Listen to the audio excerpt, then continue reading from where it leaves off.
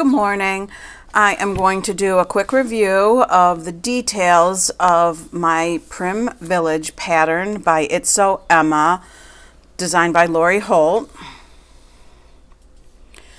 This is in an effort to give you an opportunity to watch only this portion so you can know the colors I use. That's a common question I get every time I show it.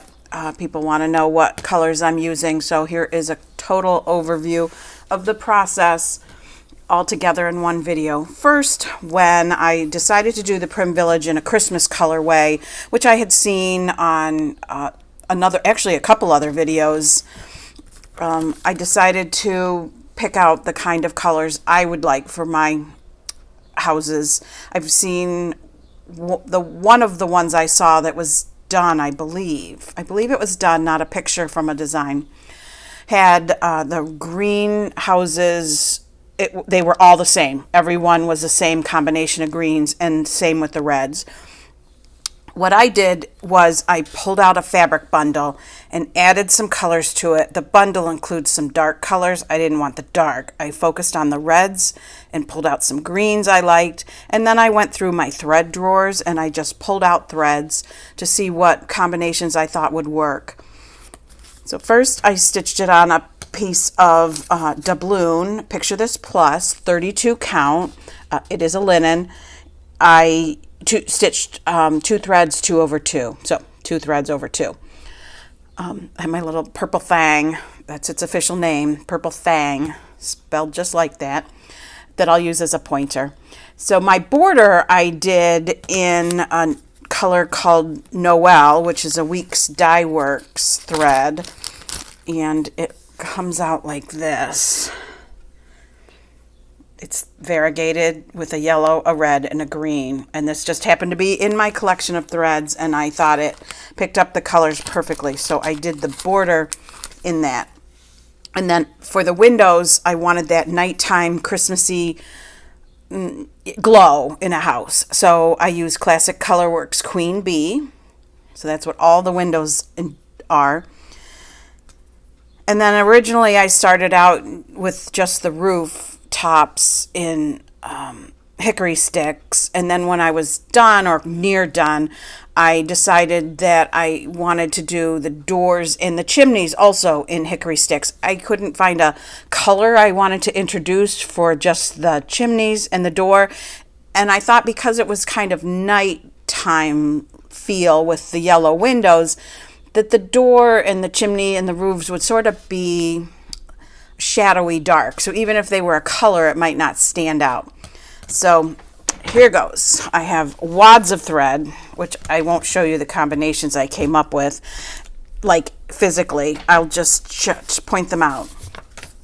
For the, starting in the top right, for the dark, I used Weeks Dye Works Brick, and then for the lighter, Crescent Colors Clay Pot.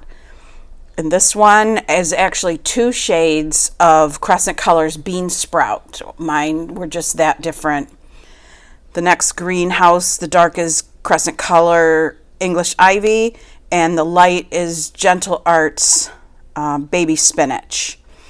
And then for this red, I had a Gentle Arts limited edition color called Rustic Cottage, and this light one is Crescent Colorworks Calico Kitty. This red one over here is Crescent Colorworks Apple Fritter. This is Weeks Aztec Red. This one is Weeping Willow by Crescent Color and Gentle Arts Summer Fields, which is also a limited edition. This house, when I had the 2 skeins of thread near each other, they looked different. When I stitched them, I was having trouble determining there was much of a difference. So I actually ultimately ran one little single outline stitch between these 2 colors, maybe to give it a little more definition. This red one is Crescent Colors Cherry Cobbler, and the light is Crescent Colors Tennessee Red Clay. This is Weeks Lily Pad, and the light one is Gentle Arts Chives. Down in the bottom, starting in the right corner, This is Weeks Lily Pad. So it's actually the same as that one. And this color is the Summer Fields, which again was the limited edition. Same as I used on this house. You can see kind of a lot. I allowed a lot more dark in here than here. Probably I was snipping out the dark up here just to try to get this as light as possible. This red dark one is Gentle Arts Rustic Cottage. Again, limited edition. Same as what I used up here. I paired it with the light color, though, that was Crescent Color Clay Pot. I used clay pot in this house, this light color as well. This dark one is Crescent Colors English Ivy. I feel like I used it, I did use it up here. I paired it with Gentle Arts Baby Spinach. Don't tell anybody, these are the same. And this one, the dark is Weeks Brick. By the time I'm getting to the end, you can see I'm recycling colors, which is okay. To me it worked. I paired them different most of the time, with the exception of that house. But that's a secret between you and me. And my light color is Wild Rose. So where did I use Wild Rose? Looking at my list. Oh, maybe I didn't.